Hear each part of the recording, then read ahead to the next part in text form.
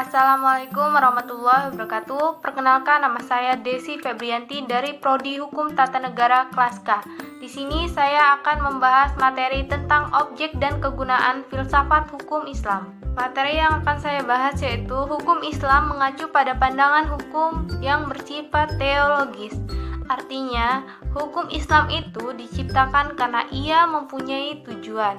Tujuan dari adanya hukum Islam adalah terciptanya kedamaian di dunia dan kebahagiaan di akhirat.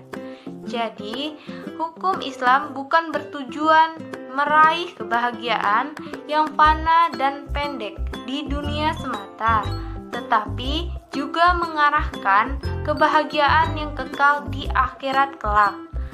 Inilah yang membedakannya dengan hukum manusia yang menghendaki kedamaian di dunia saja. Tujuan hukum Islam tersebut merupakan manifestasi dari sifat Rahman dan Rahim, atau Maha Pengasih dan Maha Penyayang Allah pada semua makhluknya. Rahmatan lil alamin adalah inti syariah atau hukum Islam. Keberadaan syariah tersebut dapat menegakkan perdamaian di muka bumi dengan pengaturan masyarakat yang memberikan keadilan kepada semua orang. Keadilan sangat mulia di hadapan Tuhan dan sifat adil merupakan jalan menuju takwa setelah iman kepada Allah.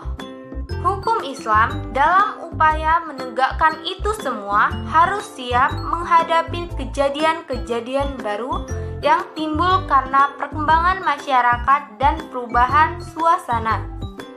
Oleh karena itu, pengkajian filsafat hukum Islam mutlak diperlukan.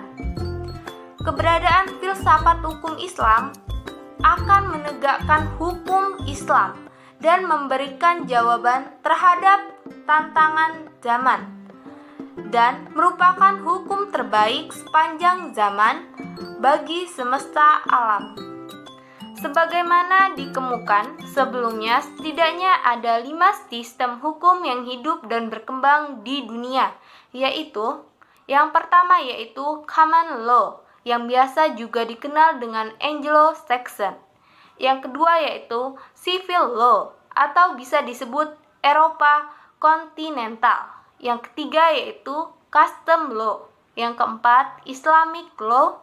Dan yang kelima yaitu sistem hukum sosial komunis. Manfaat tadi filsafat hukum Islam adalah yang pertama yaitu untuk menjelaskan kajian filsafat hukum Islam akan memberikan pengetahuan hukum Islam secara utuh kepada ahli hukum Islam. Yang kedua yaitu filsafat hukum Islam diperlukan untuk pengkajian secara mendalam terhadap hukum Islam. Yang ketiga yaitu untuk mewujudkan hukum Islam yang berkeadilan yang senantiasa sesuai dengan kondisi zaman. Yang keempat yaitu pengkajian filsafat hukum Islam memungkinkan pemahaman secara menyeluruh dengan ilmu-ilmu agama lainnya.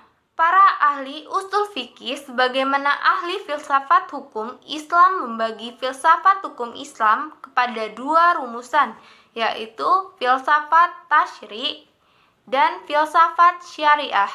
Filsafat yang memancarkan ahli filsafat hukum Islam menguatkannya dan memeliharanya. Filsafat ini bertugas untuk membicarakan hakikat dan tujuan penerapan hukum Islam.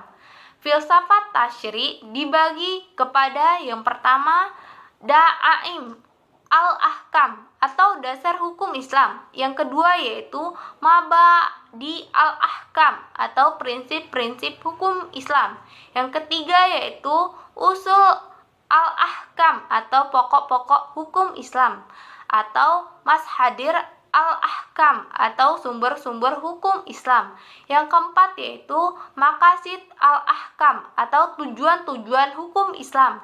Yang kelima yaitu qawaid al-ahkam atau kaidah-kaidah hukum Islam.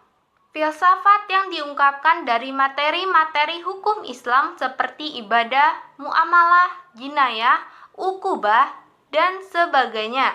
Filsafat ini bertugas untuk membicarakan hakikat dan rahasia hukum Islam.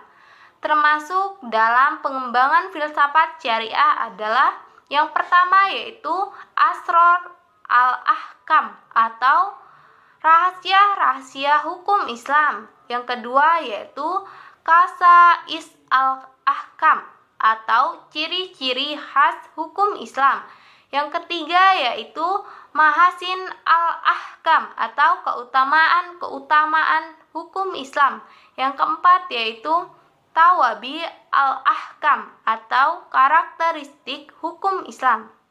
Sekian materi yang dapat saya sampaikan, kurang lebihnya saya mohon maaf. Wassalamualaikum warahmatullahi wabarakatuh.